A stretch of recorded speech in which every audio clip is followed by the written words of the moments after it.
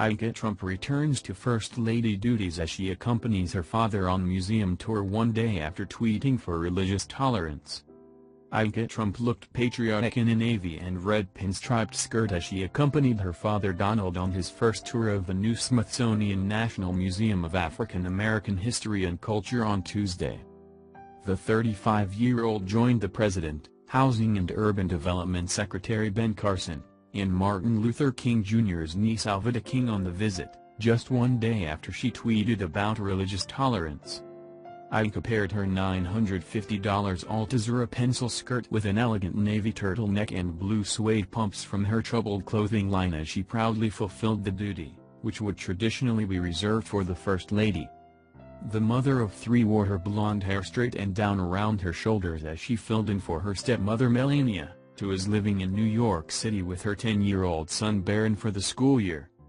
Museum director Lonnie Bunch escorted the group on the tour, and at one point he talked about a statue of Thomas Jefferson, the slaveholder who penned some of the most stirring calls for liberty in the Declaration of Independence. Ivanka viewed glass cases filled with objects from Jefferson's estate, which is not far from a Trump-owned winery near Charlottesville.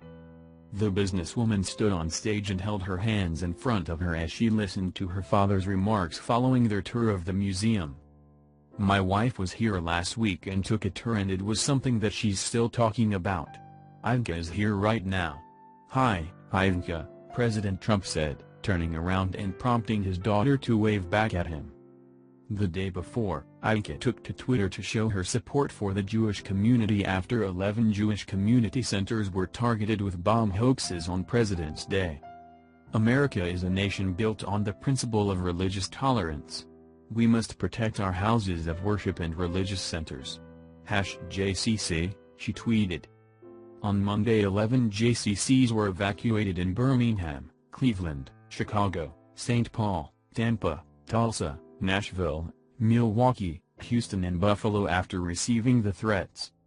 All appear to be hoaxes and no one has been injured, and they came after the FBI launched a hate crime investigation into JCCs following the 60 threats that were received in January.